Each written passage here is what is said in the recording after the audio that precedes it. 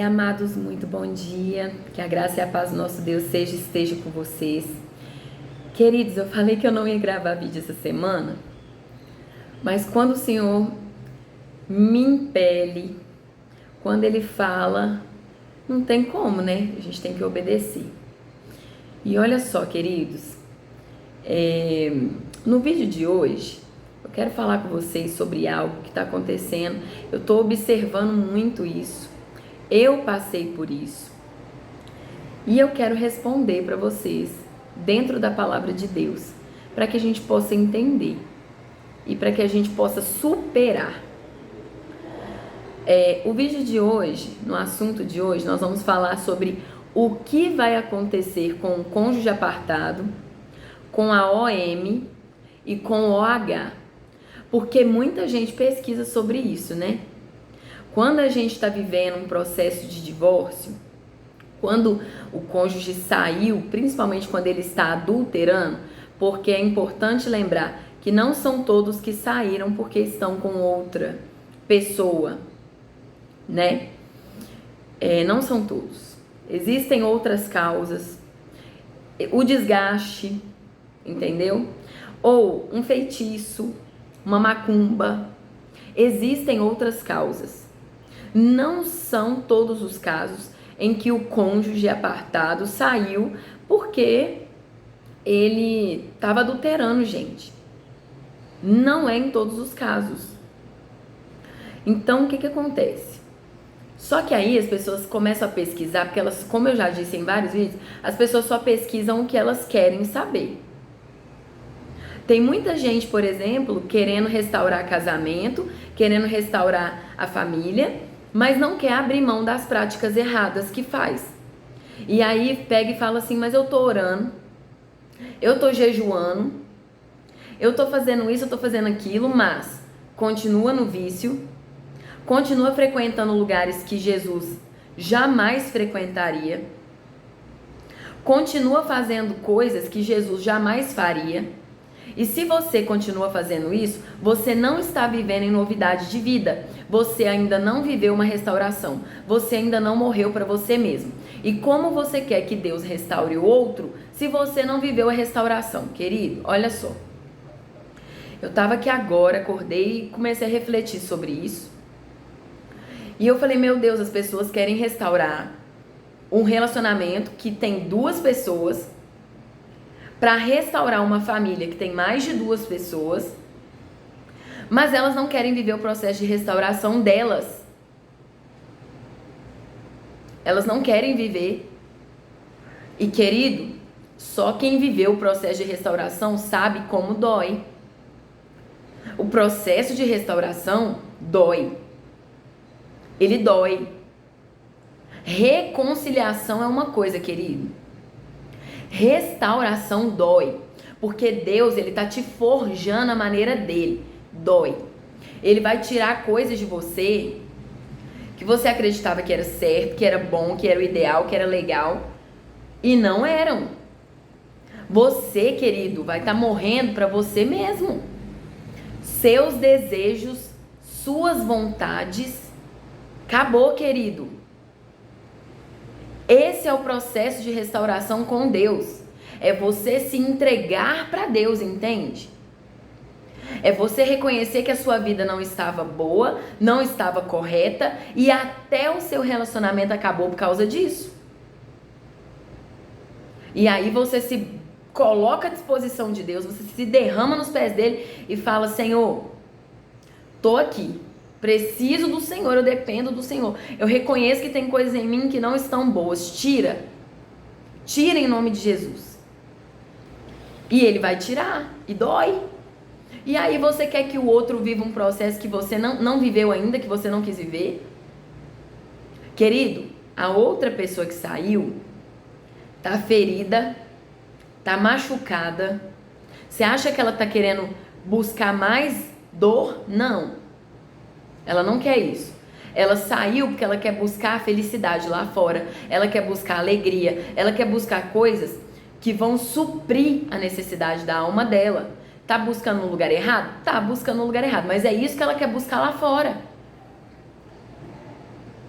E quando que ela vai querer viver a restauração? Se ela quiser viver a restauração. Quando ela vê o que Deus fez na sua vida. Primeiro você precisa viver, querido. Tira o foco do outro. Vamos então entrar no tema do vídeo de hoje. O que vai acontecer com o cônjuge apartado, com a OM e o OH? O que vai acontecer? Porque todo mundo quer saber o que vai acontecer com eles, né? Todo mundo quer saber o que vai acontecer. As pessoas acabam se esquecendo de focar em si próprias. Você já parou para se perguntar o que vai acontecer com você? E parou para se preocupar menos com o que vai acontecer com o outro lá fora?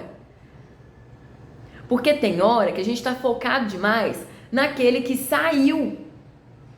E a gente não foca em nós mesmos.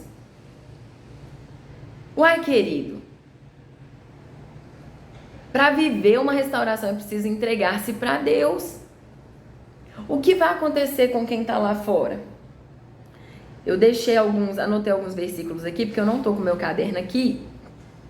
Mas vamos começar por Provérbios 7, versículo 27.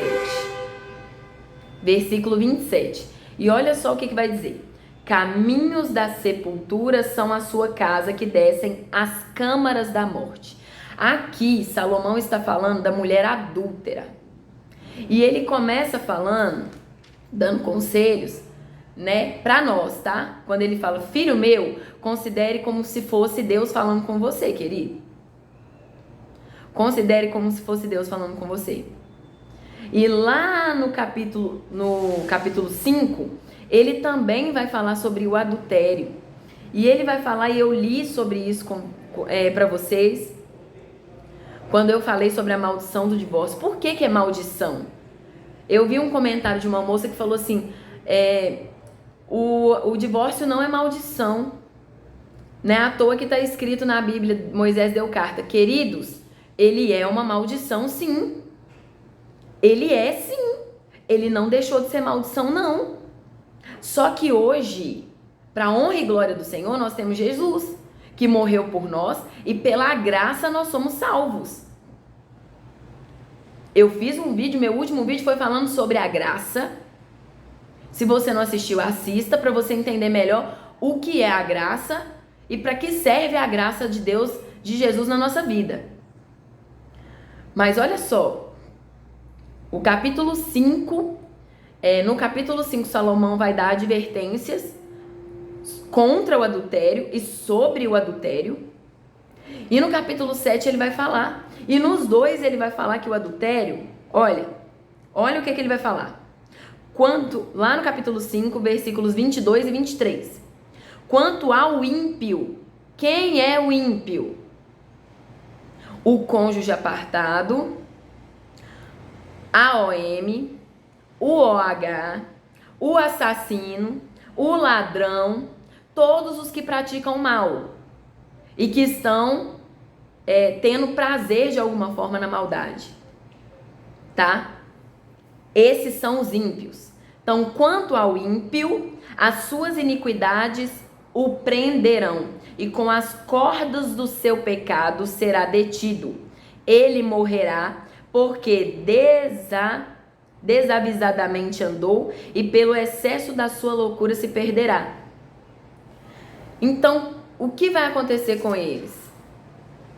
O que vai acontecer? Vamos ler alguns outros versículos que eu anotei aqui. E olha só. Em Êxodo 20, versículo 14, o Senhor está dando lá os 10 mandamentos. E eu já falei sobre isso também em outro vídeo. E Deus vai dizer, não adulterarás. E depois ele vai dizer, não cobiçarás a mulher do teu próximo, a casa do próximo, nada do próximo. Não cobiçarás. São princípios dos mandamentos que Deus deu. Não adulterarás. Ok. E aí o meu cônjuge adulterou. O que acontece com ele? Ele morre. Ele morre. Ok? Então vamos entender isso. O cônjuge que adulterou, ele morre. Ah, mas o meu ainda está vivo. Glória a Deus, porque ele ainda tem a chance de se arrepender e se voltar para o Senhor, né? Glória a Deus por isso. Mas ele automaticamente morre. Na Bíblia existem 2 tipos de morte e as pessoas esquecem disso. Aí você só pode se casar de novo se seu cônjuge morrer. Só que a partir do momento que ele adulterou, ele morreu espiritualmente. E não existe morte pior do que essa, queridos. Não existe morte pior do que a morte espiritual. Que foi o que aconteceu com Adão e Eva. E que foi o que aconteceu ao longo da Bíblia, que a gente vai ver isso muitas vezes, queridos. A morte espiritual é uma morte que nos separa de Deus. Você quer uma morte pior do que essa? Se você estiver morto espiritualmente, quando você morrer na sua carne, o seu destino é o inferno. Você não tem para onde ir. Agora, se você estiver vivificado no espírito, você pode morrer na carne, que você vai para o céu, querido. Então, o que aconteceu com a pessoa que adulterou? Ela morreu. Ela morreu. Ela pode vir a ser vivificada pelo Espírito? Pode, se ela se arrepender e se voltar para Deus e aceitar Jesus. Existe perdão para o pecado dela? Existe. Existe perdão para OM, para o OH? Existe. E nós devemos buscar por eles, para que eles venham se arrepender? Sim. Por quê? Porque eles são criaturas de Deus, assim como eu e você. Estão no pecado, cegos, amarrados aqui, ó, presos, tá? Presos com as cordas do seu pecado. Eles estão presos, detidos pelo pecado. Nós, queridos, como cristãos, nós não devemos nos preocupar com o que vai acontecer, se eles vão morrer, se eles vão sofrer um acidente. Não é essa que deve ser a nossa preocupação, querido. A nossa preocupação enquanto cristãos, pela vida dos outros, tem que ser com a salvação deles. Você está preocupado com isso? Ou você está preocupado com o juízo de Deus que vai vir sobre a vida deles? Meu Deus do céu, os cristãos de hoje em dia estão muito estranhos. Tem muito cristão aí pesquisando vídeo no YouTube para saber o que vai acontecer. Nossa, meu marido me traiu, me machucou, me largou, me abandonou, fez um monte de coisa. E agora, o que vai acontecer com ele? A Bíblia é muito clara. Vamos lá. Provérbios 6:32 vai dizer assim: mas o homem que comete adultério não tem juízo. Não tem juízo porque ele não sabe o que ele está fazendo. Ele é um homem imprudente, ele não tem sabedoria, ele não tem nada. E todo aquele que assim procede, a si mesmo se destrói. A palavra de Deus, ela é muito clara. E vamos continuar. Olha só. Meu Deus, espera aí que eu anotei aqui. Ó, Levítico 18:20 vai dizer assim: não se deite com a mulher do seu próximo, contaminando-se com ela. Então essa pessoa que está em adultério, entendeu? Que está em adultério, ela está contaminada. E o que acontecia com as pessoas contaminadas antigamente? Elas eram retiradas, afastadas. E em Levítico, querido, em Levítico,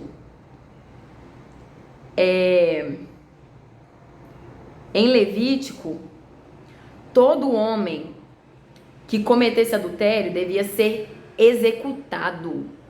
Olha só, Levítico 20:10 diz assim: se um homem cometer adultério com a mulher de outro homem, com a mulher do seu próximo, tanto o adúltero quanto a adúltera terão que ser executados. Eles tinham que ser mortos. A gente vê isso, né, quando acontece com a mulher que foi pega em adultério, no Novo Testamento, quando Jesus, né, é confrontado ali por aqueles homens. E agora, o que a gente faz com ela? E aí Jesus pega e fala, aquele que não tem pecado que atire a primeira pedra. Por quê? Porque todos pecaram. Quem está assistindo esse vídeo aqui, às vezes nem divorciado está. Nunca passou por um divórcio e nunca viveu o que você está vivendo. Mas está jogando pedra em você. E tem pecado às vezes pior que o seu. E você está aí abandonada, procurando uma resposta em Deus, e a pessoa, ao invés de te trazer uma resposta, fica te jogando pedra. E Jesus vai dizer, por quê? Porque quando ele veio, todos estavam submersos no pecado. Todos nós estávamos destituídos da glória de Deus. Todos já tinham pecado. Não tinha um que não tivesse, a não ser Jesus. Mas ele pega aqui e ele fala que a lei que foi dada lá em Levítico não valia mais do que a alma daquela mulher. E aí, quando ele conversa com aquela mulher, ele faz o quê? Vai e não peques mais. Agora você tem que viver em novidade de vida. Se você está buscando a restauração do seu casamento, da sua família, mas você não está vivendo em novidade de vida, você não se entregou a Jesus, querido. Você não se entregou a Jesus. Se você frequenta os mesmos lugares, se você está com o mesmo grupinho, porque a palavra vai dizer, tudo me é lícito, mas nem tudo me convém.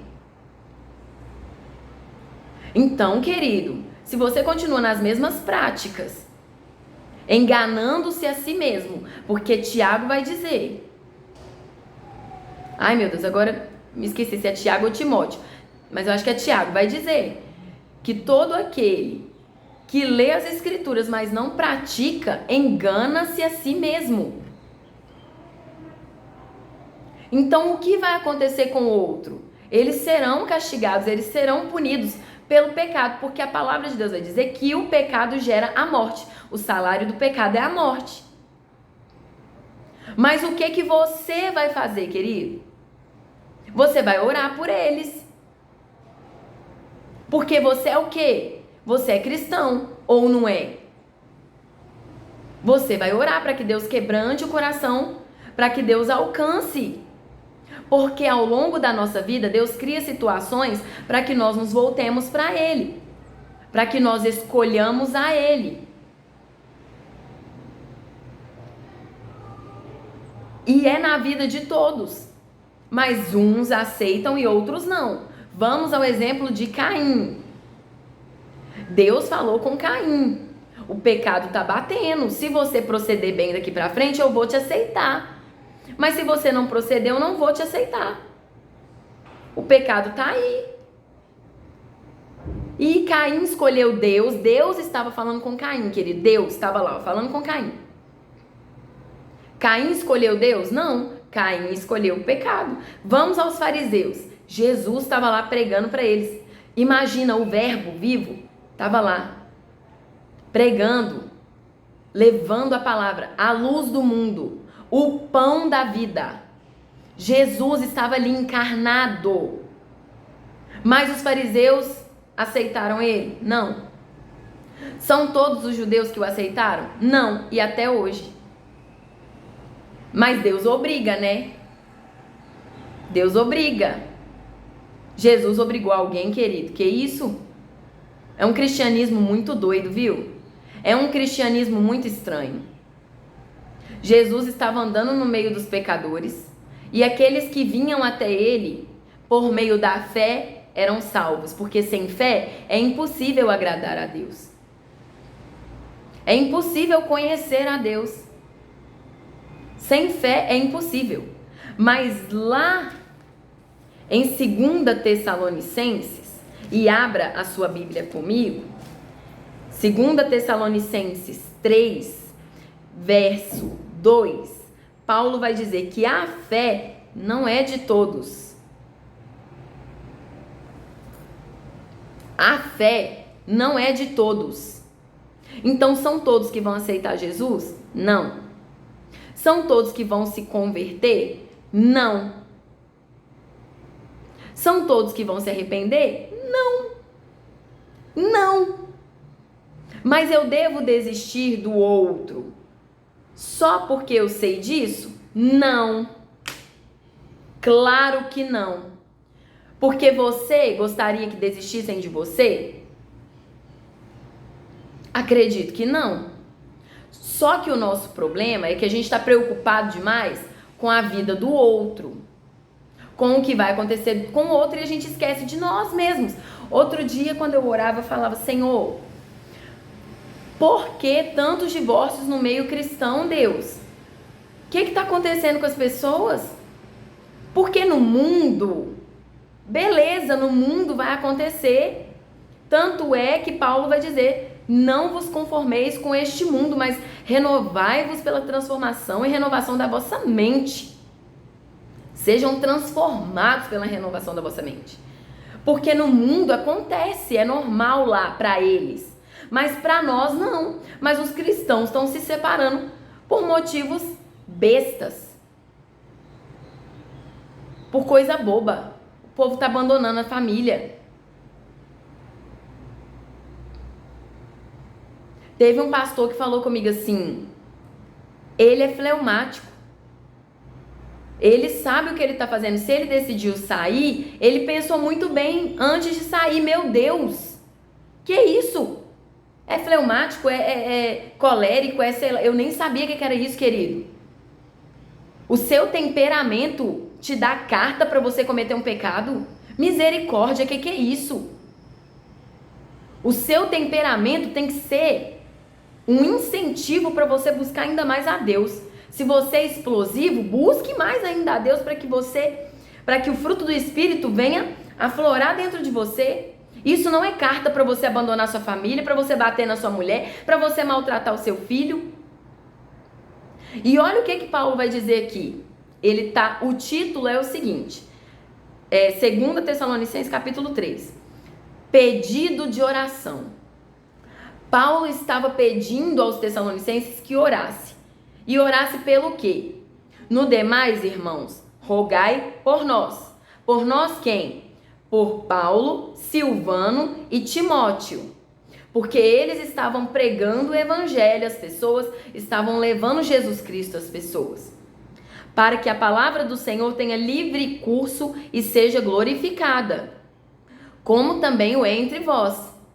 Ok? E para que sejamos livres de homens dissolutos e maus, porque a fé não é de todos, queridos. Não é. Só porque você casou, quer dizer que o seu marido não é um homem dissoluto e mau? Não. Não. Tem muitos homens que se revelam no casamento. E Deus está no meio dessa aliança? Não, tá não. Nem toda aliança é de Deus. Nem todo casamento veio de Deus. Mas as pessoas só focam no quê? Ai, não pode separar, senão você vai estar em adultério, você vai para o inferno. Pelo amor de Deus, que é isso? Que evangelho que é esse que vocês estão pregando? Misericórdia. E a pessoa esquece que o próprio Senhor Jesus vai dizer que aquilo que Deus uniu, ninguém separa. Se separou, o que aconteceu então? É porque Deus não uniu. Tem muita gente casando, sabe? Porque está sendo empurrado para o casamento.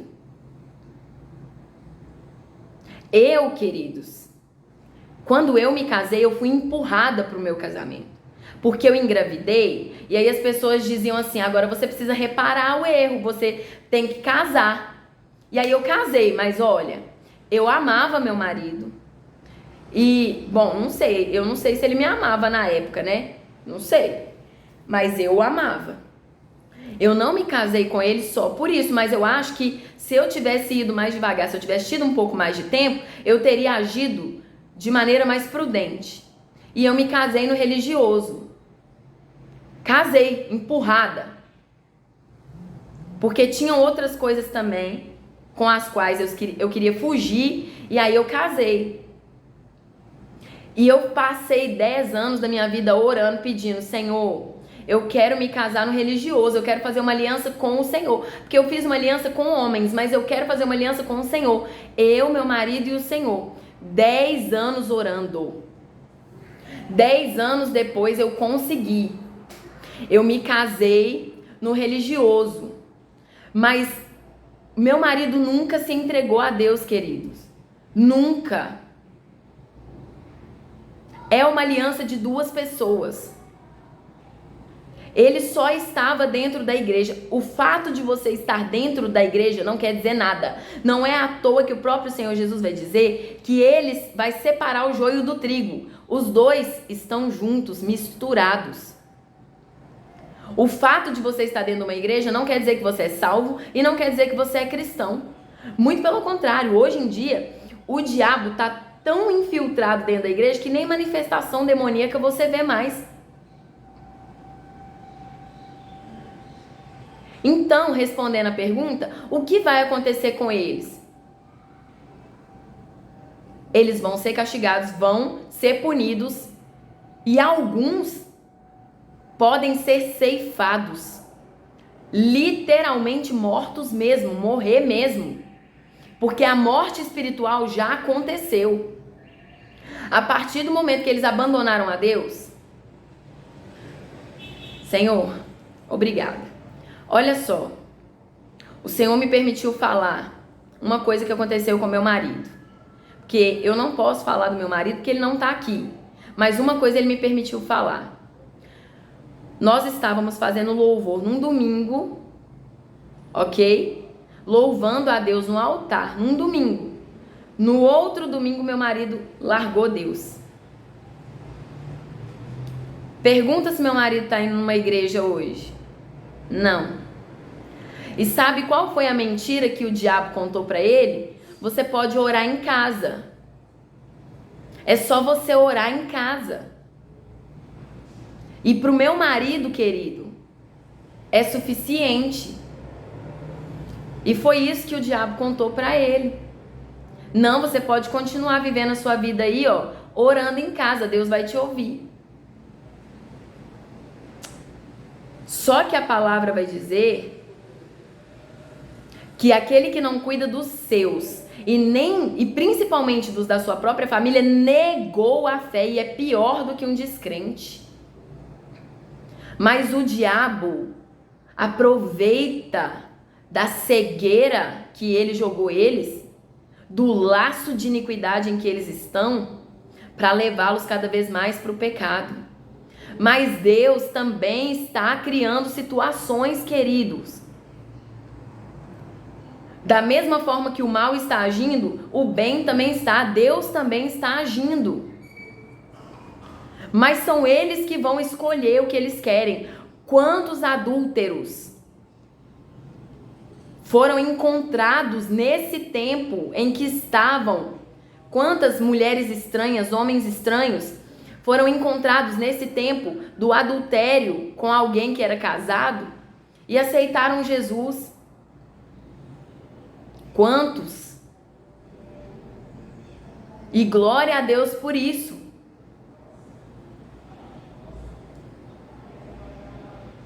Só que muitos também não são encontrados, não. E o que o diabo quer? O diabo quer ceifar. Ele não quer que você seja salvo.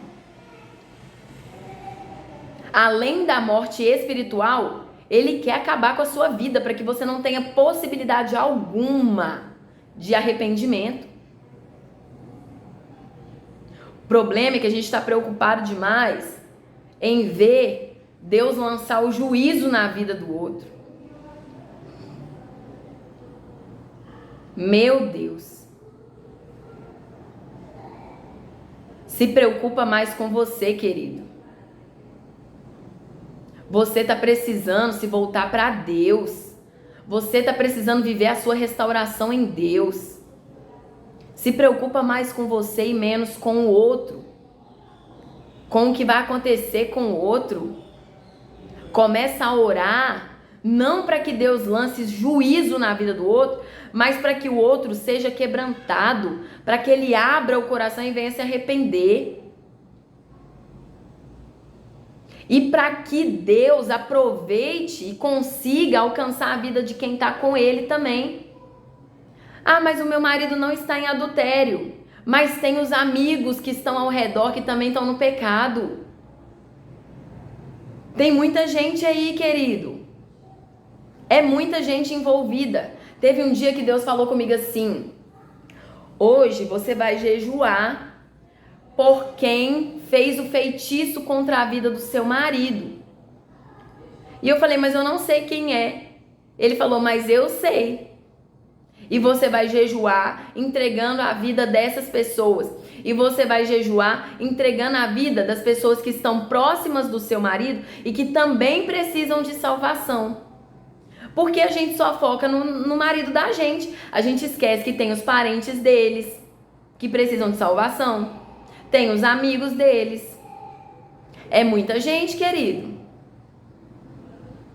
E a gente está focado demais no outro.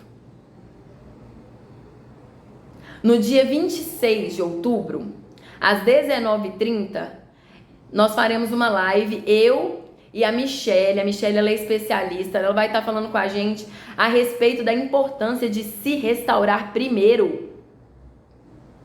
Porque as pessoas estão preocupadas demais com o outro e se esquecem de si mesmas. Assim não tem restauração, não. Pode assistir testemunhos que vocês vão ver. Que todo casal que foi restaurado, Deus primeiro levantou um e ele colocou aquela pessoa sobre o processo de restauração. Enquanto isso, ele foi criando situações lá na vida do outro. Que estava apartado, que estava em adultério, que saiu de casa, que abandonou a família. Ele estava criando situações lá. Enquanto ele foi curando aquela pessoa que estava ali se colocando aos pés dele, tratando aquela pessoa que reconheceu que precisava, que reconheceu que tinha que buscar em Deus e que precisava ser restaurado. Depois, quando o outro se arrependeu, lembrando que não são todos, mas quando o outro se arrependeu, a outra pessoa que estava aqui buscando já estava restaurada. E aí o que Deus fez? Restaurou a família. Primeiro ele restaurou um, depois ele restaurou o casamento, depois ele restaurou a família. É um processo. Não existem testemunhos só de restauração. Existem testemunhos de recomeços também. Existem. Porque existem cônjuges que não se arrependem. Eles morreram. Querido, a própria palavra vai dizer, deixa eu deixar marcado aqui, a própria palavra vai dizer em Romanos 8, vamos achar aqui, Romanos 8, a própria palavra vai dizer, queridos, olha só, mas agora temos sido libertados da lei, tendo morrido para aquilo em que estávamos retidos, para que sirvamos em novidade de espírito e não na velhice da letra. Lá no capítulo 7, quando ele está falando justamente do casamento, tá? Quando ele vai usar a ilustração do casamento. Você morreu, acabou. Não é você mais. E aí lá no capítulo 8, verso 1, ele vai dizer: portanto, agora, nenhuma condenação há para os que estão em Cristo Jesus, que não andam segundo a carne, mas segundo o Espírito. Você morreu. Ou você morreu para Cristo, olha só. E lá no capítulo 10 ele vai dizer: e se Cristo está em vós, o corpo na verdade está morto, mas por causa do pecado, mas o Espírito vive por causa da justiça. O seu corpo morreu. Se você está em Cristo, as vontades do seu corpo, os desejos do seu corpo morreram. Você morreu. E por que não há mais condenação para você? Porque você está morto. Então, se o seu marido te largou, você morreu, você não está mais sob a lei, porque você nasceu para Cristo agora. E é o Espírito que vive dentro de você. E depois nós vamos fazer um vídeo sobre isso, para vocês entenderem melhor. Porque tem muita gente falando assim, mas meu marido me largou, ele não quer voltar, já tem anos que eu tô orando, ele não quer voltar. E aí, eu posso ou não posso casar de novo? A palavra nos responde. E nós vamos meditar sobre essa ilustração do casamento que Paulo vai trazer para nós em Romanos capítulo 7. E nós vamos até o capítulo 8 para a gente poder entender melhor sobre isso. Mas então, respondendo a pergunta de vocês, o que vai acontecer com o cônjuge apartado, com a OM e com o OH? Se não tiver quem tenha misericórdia pela vida deles, se não tiver quem ore pela vida deles, quem jejue pela vida deles, eles vão para o inferno. Eles vão morrer sem salvação. Mas se tiver um verdadeiro cristão que se levante, que se coloque na brecha, porque quando Deus levantou o profeta e falou com ele assim, se coloque na brecha pelo meu povo, ele se colocou por todos. Não foi só por quem ele queria, não. Não foi só pela esposa, pelo marido, pelo filho, foi por todos, foi pelo povo todo de Israel. E a gente querendo buscar restauração só do nosso casamento?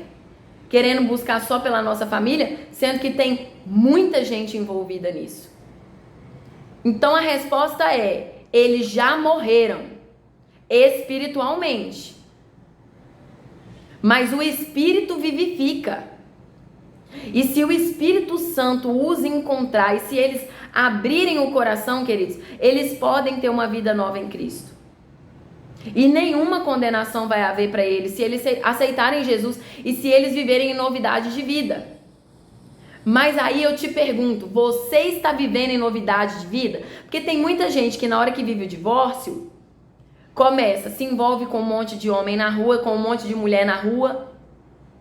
Mas eu sou cristão. Não. Tem muita gente deixando de ceiar porque está em pecado lá fora. Cadê a novidade de vida? Porque quando Deus nos restaura, Ele supre as nossas necessidades.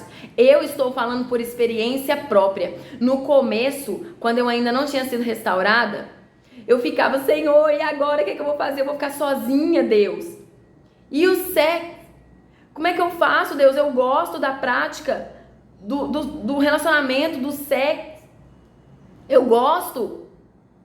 E agora, Deus, eu vou ficar sozinho o resto da minha vida. A minha preocupação no começo era essa. Mas agora que Deus já me restaurou, essas minhas necessidades já foram supridas nele. Eu não sinto falta dessas coisas mais. Sabe o que eu sinto falta hoje? Disso aqui, ó. Da palavra que me preenche. Eu sinto falta disso. Precisamos buscar em Deus verdadeiramente. Parar de nos preocupar demais com o outro. Vai viver a sua transformação, querido. Tira o seu foco do outro e coloca seu foco em Cristo. Ah, então eu não vou mais orar pelo outro. Você vai sim, porque Jesus disse que nós devemos orar até pelos nossos inimigos. Só que você precisa mudar essa oração sua, meu Deus. Você precisa aprender a orar para que Deus encontre, restaure e traga para Ele. E salve. Não é orar para que Deus... Ai, meu Deus, traz de volta. Eu não consigo viver sem Ele. Que é isso? Você tem que não conseguir viver sem Jesus. Alessandra, então você está feliz vivendo sem o seu marido? Estou feliz vivendo sem o meu marido. Gostaria de estar com ele? Gostaria. Mas Deus me deu uma alegria, queridos, que eu não sei explicar. Deus está me suprindo em tudo. Eu não preciso mais do meu marido para ser feliz. Eu tenho Deus. Gostaria de ter o meu casamento restaurado? Sim, claro. Mas em primeiro lugar eu gostaria de ver o meu marido se render aos pés do Senhor. Coisa que ele nunca fez. Era isso que eu queria. Que ele estivesse vivendo o que eu estou vivendo agora. Que vai muito além de um casamento. Porque hoje eu tenho Deus como meu marido. Ele é meu marido. Eu tenho um marido hoje. E é o meu Deus. Eu queria que ele vivesse isso com Deus. Que você comece a desejar para o seu marido o bem. Para a OM, o bem. Para o OH, o bem. Comece a desejar que eles encontrem a Deus. Para que eles sejam salvos. Porque Jesus está voltando. Jesus está voltando e nós estamos preocupados demais com a gente. Com o que a gente quer. Né? Que esse vídeo possa falar aí no seu coração e trazer um alerta para você. Amém, queridos? Deus abençoe seu dia, sua terça-feira. Chuvinha boa que tá caindo ali fora. Nossa, pedi tanto a Deus pela chuva. Aí depois fiquei meio preocupada, mas né, lá em casa tava dando umas goteiras lá. Mas glória a Deus. Falei, Deus, melhora a chuva, porque a água depois eu puxo aqui e eu limpo. Eu tenho pedido muito a Deus, querido, para não me deixar mais reclamar de nada. Não me deixar mais murmurar de nada. No próximo vídeo eu vou contar algumas coisas para vocês que aconteceram comigo esses dias. E uau, espero que isso toque muito no coração de vocês. Porque Deus fez coisas maravilhosas na minha vida. Ele tem feito coisas maravilhosas. Mas por quê? Porque eu estou me permitindo viver. E eu vou contar para vocês entenderem que nem tudo é um mar de rosas, não. Mas quando nós aprendemos a dar graças a Deus em tudo, a nossa visão muda, a nossa vida muda. Amém, querido?